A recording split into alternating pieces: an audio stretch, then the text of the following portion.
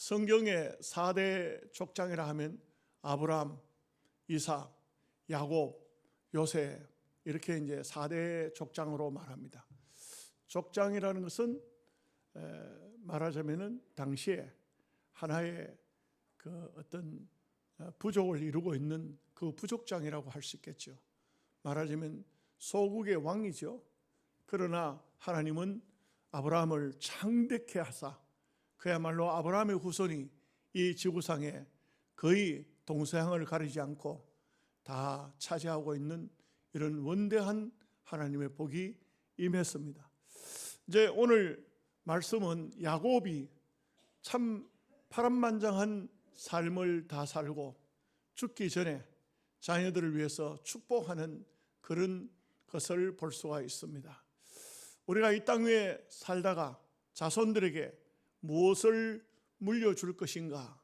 이것은 그 사람의 됨됨이 따라 그의 또 신앙적인 관점에서 신앙 따라 다르겠지만 여러분 우리가 부모라면 조상이라면 적어도 우리의 후손을 위해서 많은 축복을 하고 그 축복이 임할 수 있도록 자녀들을 이끌고 그 생을 마감할 때에 하나님 앞에 가면 정말 부끄러움이 없는 잘 했다 하는 칭찬을 받지 않을까 생각합니다. 야곱은요 12명의 아들, 딸 하나 이렇게 13명의 자녀가 있었습니다. 딸에 대한 얘기는 거의 없어요. 근데 12명의 아들을 야곱은 마지막 순간 복을 비는데 근데 놀랍게도 사실 이 야곱의 축복 속에는 예언적인 의미가 들어있어요. 누가 자기 자녀에게 다 좋은 소리 하고 싶지 나쁜 말 하고 싶겠습니까? 그런데 이 12명의 자녀 중에 어떤 자녀에게는 그냥 저주만 하고 끝이 났습니다. 이것은 참 이해하기 어렵지만 누가 마지막 생을 마감하면서 자기 자녀에게 저주만 하겠습니까? 그런데 어떤 자녀는 특이하게도 저주를 했지만 복을 많이 받아요. 정말 역사에 남는 복을 받습니다. 누구일까요? 레위라는 자녀는 저주를 받았지만 그러나 레위는 우리가 잘 아는 것처럼 거기서 모세가 태어난 거예요. 이 모세 한 사람이 그 제약의 물줄기를 완전히 돌려버렸어요. 축복의 줄기로 돌렸습니다. 그런데 단이라는 자녀는 그렇지를 못했어요.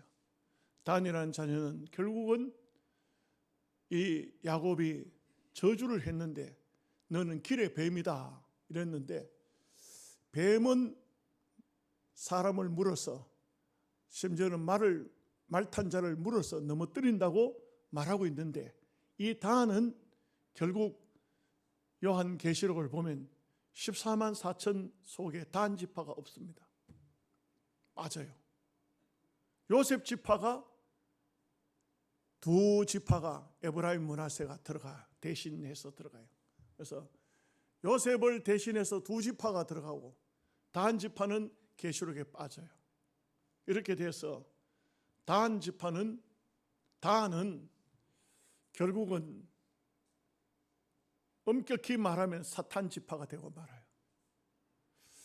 예수님의 12제자 중에도 하나가 사탄이라 너는 마귀라 이렇게 예수님께서 말씀했듯이 구약의 12지파에도 단 지파는 마귀예요. 끝났어요. 근데 오늘 우리가 살펴볼 말씀은 요셉입니다. 요셉은 야곱의 11번째 아들입니다. 상상할 수가 없죠. 위로 형님들이 꽉 있기 때문에 절대로 장자가 될 수 없어요. 그러나 요셉은 영적으로 장자가 돼요.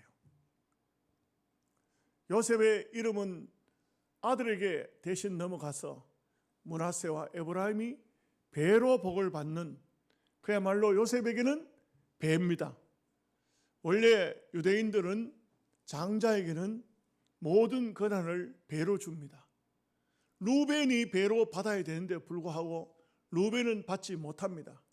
성경을 보면 루벤은 이렇게 말합니다. 위풍이 월등하고 권능이 탁월하다마는, 그 다음에는 뭐냐? 네가 아버지의 침상에 올라 더럽혔습니다. 루벤은 야곱의 첩가 통관을 함으로써 아버지 앞에 저주를 받습니다. 그리고 장자의 권한을 빼앗겨버리고 맙니다. 우리가 삶을 살되 이런 파렴치 범에게는 하나님이 복을 절대 주지 아니하십니다. 루벤은 야곱의 장자요, 그 위풍이 당당하고 아주 권능이 탁월하지만 그러나 결국은 하나님 앞에 복을 받지 못하는 것을 알 수가 있습니다. 그 다음에 보면은 시몬과 레위는 둘 다 디나의 사건이 세겜에서 벌어졌을 때 하나님의 거룩한 할례라는 것을 가지고 그 백성들에게 너희가 우리와 한 민족이 되자, 함께 하자 이렇게 하고 할례를 받게 하고는 그들을 다 죽여버렸습니다. 이것은 하나님 보실 때 아주 악한 것입니다. 예수 믿으면서 하나님의 이름으로 사기치는 거 절대 하나님 용납하지 않습니다. 내가 예수 믿는데 진실합니다 하면서 거짓말하는 거 하나님 절대 용납하지 않습니다. 그래서 저들에게는 하나님께서 아주 야곱을 통하여 이 넷째 아들, 셋째 아들, 둘째 아들, 셋째 아들이 다 저주를 받을 것이라고 말했어요. 근데 이제 앞에 말씀드린 것처럼 그러나 레위는 그 자녀가 참 훌륭한 자녀가 태어났어요. 바로 아시다시피 모세, 그리고 아론, 미리암 이런 자녀들이 그 레위 지파에 태어나서 저주의 물꼬를 축복으로 돌려놓는 이스라엘 역사적으로 위대한 영도자가 태어난 것입니다. 그리고 네 번째 아들이 유다예요. 한참 멀죠. 그러나 이 유다 지파는 이 야곱이 유다야 너는 백성들 속에 찬송이 될지라, 찬송이 된다. 그 유다는 찬송이라는 이름이에요. 이름은 뜻이 찬송이에요. 그런데 이 유다는 결국은 이스라엘의 왕 지파가 돼요. 소위 다윗 지파가 되죠. 이 유다는 세세무궁토록 하나님 앞에 복을 받는, 왜냐하면 그 유다족 속에서, 유다 지파에서 메시아 예수 그리스도가 탄생해요. 그래서 유다는 정말 참 어떻게 보면 어부지리 위에 형들이 다 타락함으로 동생이 복을 받는 이 엄청난 복을 받았어요. 엄청난 복을 받은 유다. 그러나 요셉은 장자의 축복을 받았어요. 장자는 두 배의 축복을 받았어요.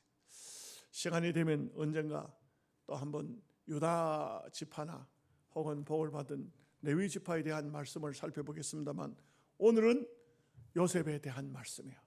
10년 초니까 아직까지 요셉이 얼마큼 어떻게 복을 받았냐. 요셉은요, 이 12명의 아들들 중에 가장 고난을 많이 받은 사람이에요. 가장 고난을 많이 받았는데 하나님이 그 고난을 변화시켜서 승화시켜서 그야말로 최고의 축복으로 요셉을 축복하신 것을 본문에서 우리가 볼 수가 있는 것입니다. 이 요셉 지파는 어떤 복을 받았을까? 첫째는 요셉이 복을 받은 것은 계시의 말씀을 끝까지 붙들었다는 것입니다. 요셉은 어린 나이에 꿈을 꿨습니다. 꿈을 꿨는데 하나님께서 이 요셉에게 꿈에 나타나셔서 계시를 주신 것입니다. 여러분, 요셉이 왜 그렇게 어떻게 계시를 받았을까? 이것은 성경을 보면 야곱은 그 야곱의 성품 자체가 참 인간적으로 별로 좋은 성품을 못하고 났어요. 아주 남을 잘 속이는 이런 그런 성품은 잘 안 바뀌죠. 그 참 성품이 바뀌려고 하면요, 아주 그 영혼이 요동칠 정도로 어려움을 겪어서 하나님 앞에 무릎을 꿇지 않으면, 그러면 그 성품은 잘 안 바뀌어요. 그 목사가 돼도 장로가 돼도 안 바뀌는 사람 많아요. 정말 안 바뀌어요. 교회 성직자가 돼도 그 성품이 안 바뀌는 경우 많아요. 근데 이 야곱은 한 가지는 분명해요. 철저히 하나님 중심이에요. 그가 뭐 형님을 속이고 아버지를 속이고 했던 것은 하나님의 복을 받겠다는 거예요. 이게 야곱의 아주 참 철두철미한 신앙이었어요. 이 야곱이 루스 광야에서 꿈을 꿨죠. 그 꿈에는 하나님의 사닥다리가 땅 위에서 하늘로 높이 뻗어 있고 천사가 오르락내리락하고 그 위에서 이 야곱을 부르는 하나님의 음성이 들립니다. 야곱아, 네가 누운 땅을 내가 너와 내 자손에게 주겠다. 나는 아브라함의 하나님, 너의 아버지 이삭의 하나님이다.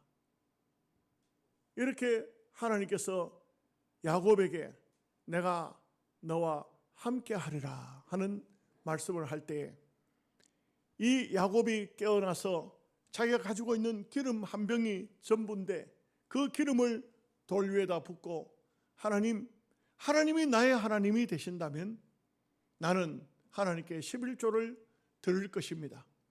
그리고 하나님은 온전히 나의 하나님이 되실 것입니다.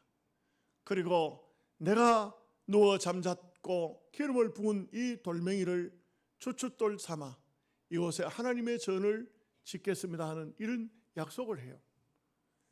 하나님은 이 야곱의 약속을 받으시고, 야곱은 그렇게 감동적으로 순간적으로 찰나적으로 하나님 앞에 약속했지만 그 약속 잘 안 지켰어요. 그러나 하나님은 끝까지 야곱 되게 하시는, 이스라엘 되게 하시는 하나님이십니다. 이 야곱이 가장 사랑했던 자녀가 누굴까? 첫째 아들 루벤도 아니요, 또 그 유다도 아니고 레위도 아니었습니다. 요셉이었습니다. 요셉이기 때문에 우리가 추측해 볼 수 있는 것은 이 야곱은 요셉에게 그 꿈 얘기를 수도 없이 했을 겁니다. 내가 베델 루스 광야에서 황량한 곳에서 들짐승의 울음소리를 들으면서 밤에 잠을 잘 때 얼마나 두려운지 아느냐. 그 두려움 속에 잠깐 꿈을 꿨을 때 하늘의 사닥다리를 보았다. 아마 잘은 모르지만 많이 했을 거예요. 여러분, 사도 바울이 다메섹으로 내려가다가 하늘에 천사를 만났습니다. 그것을 사도행전에 보면 3번씩이나, 28장까지밖에 없는 성경에서 3번씩이나 이야기를 하고 있어요. 하나님의 계시를 받고 하나님께서 주시는 은혜를 받은 사람은 입을 다물고 있지를 못해요. 그걸 얘기할 수밖에 없어요. 그걸 또 얘기하고 또 얘기할 수밖에 없어요. 저도 정말 영적인 세계를 보고 난 다음에 이번에 집회 가서도 그 얘기를 또 했어요. 할 수밖에 없죠. 하나님의 놀라운 계시와 하나님의 놀라운 은혜를 어찌 입을 닫고 닫아 놓을 수 있겠습니까? 아마 야곱은 요셉에게 많이도 이야기를 했을 거예요. 제가 옛날에 시골교회 전도사로 있을 때 한 번은 예수님의 재림하는 꿈을 꿨어요. 그 꿈 속에 하늘에 모든 예수님이 중간에 서고 얼마나 강체가 나면서 이 땅에 있는 모든 성도가 들림을 받아 하늘로 올라가는 그 꿈을 꾸고 난 다음에 너무나도 환상 속에 저는 한참 동안, 얼마 동안 그 꿈 속에 그 황홀한 그 꿈을 가지고 교인들에게 얘기를 하고 또 얘기를 했어요. 그랬는데 권사님 중에 한 분이, 이분이 조금 그런 신비적인 그런 마음을 가지고 있는 분 같아요.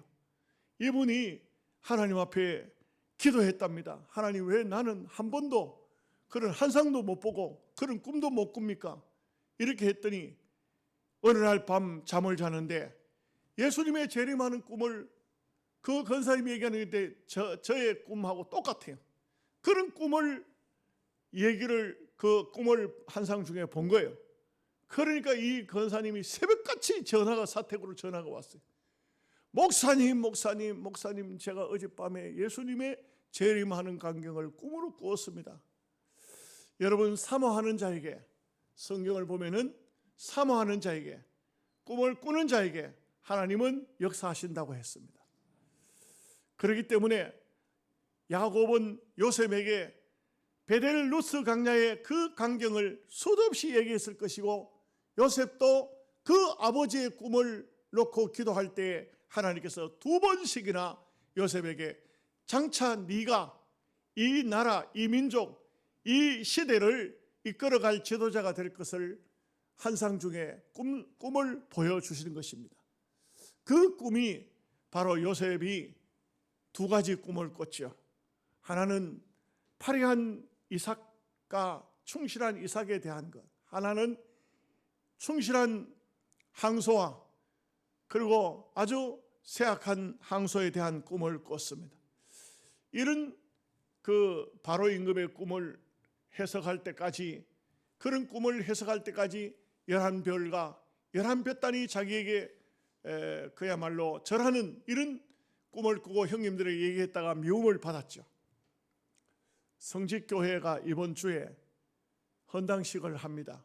근데 김대건 전사가 저한테 하는 말이, 목사님, 정말 이런 얘기는 좀 그렇습니다만 그래도 목사님 한번 들어보십시오. 제가 산불이 나서 교인들을 봉고차에 태우고 동네 사람을 태워가지고 차를 몰고 막 불이 넘어오는데, 교회도 불타고 사택도 불타고 막 불이 탈 때에 봉고차에다 사람을 태워가지고 빨리 이곳을 피해야 되겠다고 빠져나가는데, 나가다가 제가 그 현장에 가서 이제 얘기를 해요. 목사님, 여기 있는 이 가드레인을 들어받아가지고 차가 그만, 그래도 가드레인을 얼마나 세게 받았든지 발통이 쑥 빠져나왔는데, 아이고 이제 막 불이 올라오는데 보니까 죽었구나 이래 싶었는데, 그때 음성이 들리더라는 것이요. 어떤 음성이 들리냐? 걱정하지 말라, 두려워하지 말거라. 네가 차 몰고 가면은 사고가 생긴다. 여기가 제일 안전하니라. 뭐 꼼짝도 못하고 막 불이 올라오는데 꼼짝도 못하고 이 봉고차 안에 타고 있는데 그런 음성이 들리더라는 거예요. 목사님, 너무 신기해요. 어떻게 그런 음성이 들리는지 저는 이해가 안 돼요. 한 번도 우리 장로교 이렇게 목사님들이나 전사님들은, 이런 분들은 대체적으로 말씀 위주로 사는 사람이기 때문에 신비한 환상이나 꿈이나 이런 것을 그렇게 중요하게 여기지 않아요. 그런데 이런 음성이 들리니까, 그래서 여기 있는 것이 하나님께서 우리를 보호하시는 길이구나. 그래가지고는 거기서 자기가 막 매캐한 냄새 때문에 숨을 쉴 수가 없으니까 에어컨을 틀고, 그리고는 차는 발통만 빠져서 못 움직이지 고장이 난 건 아니니까 에어컨을 틀어놓고 전부 땅에 엎드립시다. 그래 엎드려가지고 우리 기도합시다. 그래 기도를 하는데, 그 예수 안 믿는 할머니가 이렇게 기도하더라는 거예요. 하나님, 우리 전사님이 믿는 하나님께서 나를 살려주시면 이제부터 예수 믿겠습니다. 이렇게 하더니 지금도 교회를 잘 나온다고 하는 얘기를 들었어요. 그래서 이것은 어떻게 보면 그 할머니 한 사람이지만 한 영혼을 구하려고 하는 하나님의 그런 뜻도 계시는 것이 아닌가, 그렇게 생각을 합니다. 그렇습니다. 요셉은 하나님께서 주신 계시를 붙들고 이 계시 때문에, 이 말씀 때문에 많은 고난을 받았습니다. 인간적으로 생각하면 그 계시 때문에 형님들에게 미움을 받아서 그야말로 애굽의 종으로 팔려간 것입니다. 계시 때문에 요셉은 정말 그러지 않아도 될 형님들과 아름답게 잘 지낼 수도 있었지만 그 계시의 마음을, 계시의 말씀을 전했다가 이런 어려움을 겪고 힘들었지만, 그러나 요셉은 성경을 보면은 그 계시를 끝까지 붙들고 있었던 것을 볼 수 있습니다. 아무리 어려움이 와도, 아무리 힘들어도 요셉은 언제나 그 하나님께서 주신 계시의 말씀을 붙들었습니다. 오늘 우리가 하나님의 계시의 말씀을 붙들고 사는 자에게는 하나님께서 끝까지 하나님께서 책임져 주실 것입니다. 두 번째로 요셉은 여기 25절 말씀에 보면 그가 너를 도우실 것이요 했습니다.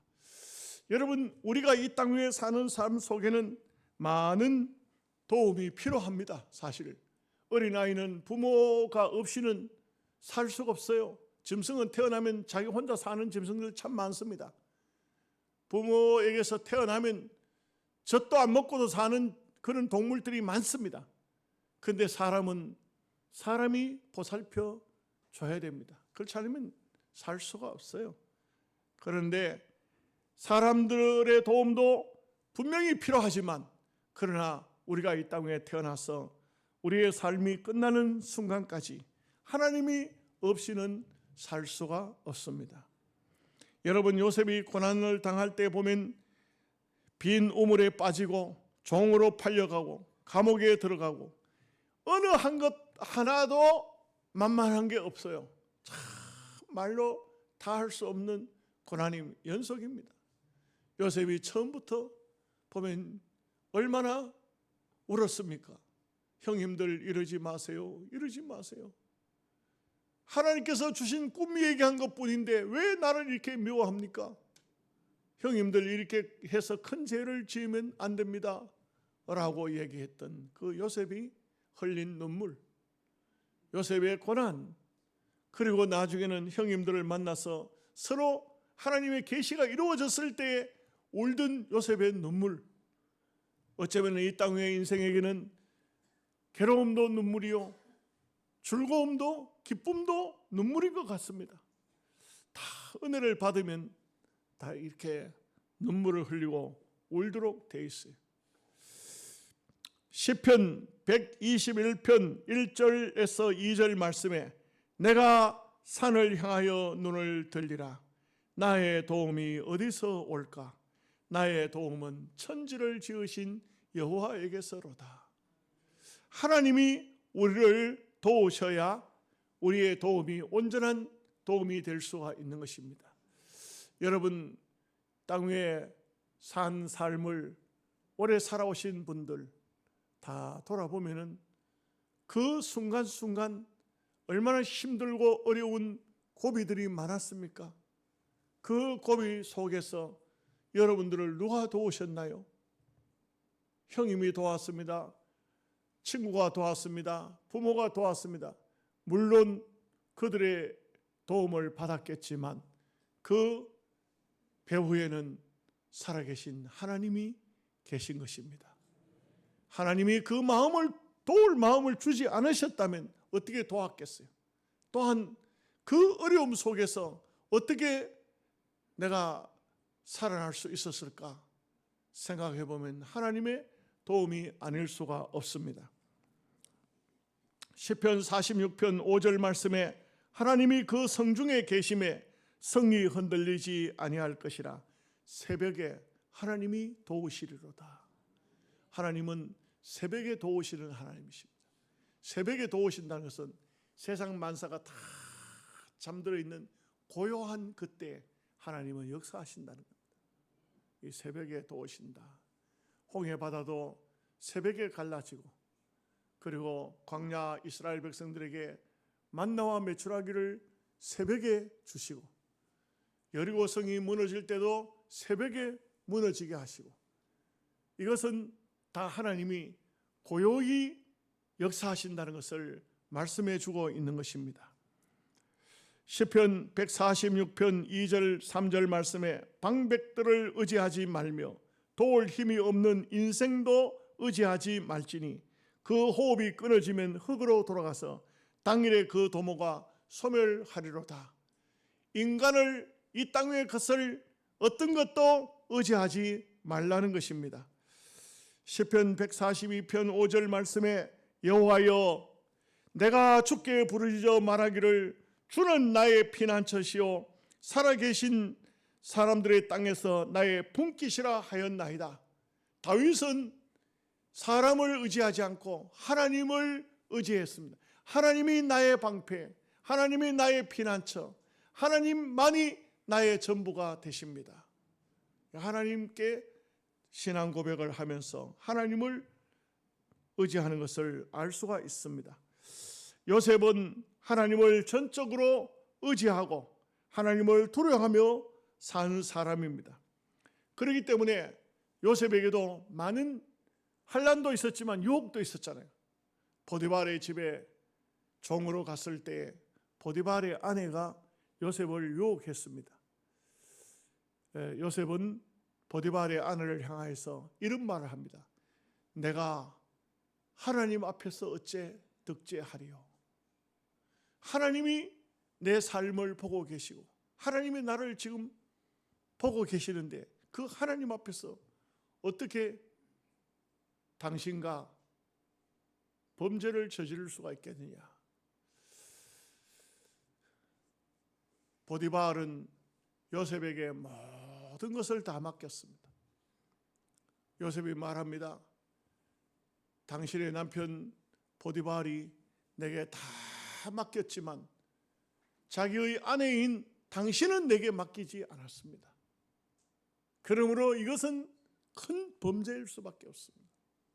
주인을 향한 배신일 수밖에 없죠. 요셉은 그 배신의 길을 선택하지 않았습니다.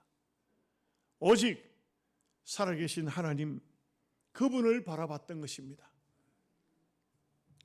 세 번째는 하나님이 복을 주신다. 그래서 하늘의 복과 아래로 깊은 샘의 복이라고 말씀하고 있습니다. 여기에 영적인 복과 육적인 복을 하나님은 말씀하고 계시는 것입니다. 여러분, 요셉은 자기 자신만 잘된 것으로 끝나지 않아요.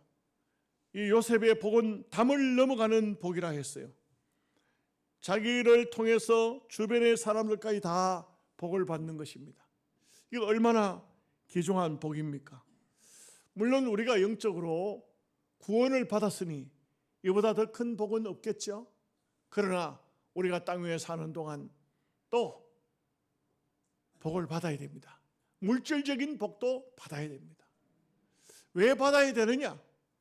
물질의 복을 받게 되면은 그러면 물론 하나님을 섬기는 일에도 좋지만 가족도 행복하고 어려운 이웃들도 도울 수 있고 이렇게 많은 사람들에게 도움을 줄 수도 있고 또 그 삶이 윤택하고 평화로운 아름다운 삶을 살 수 있기 때문에 그래서 하나님께서는 아브라함에게도 창대한 복을 주셨고 이삭에게도 주셨고 야곱에게도 주셨고 오늘 요셉에게는 애굽을 통째로 주신 것입니다.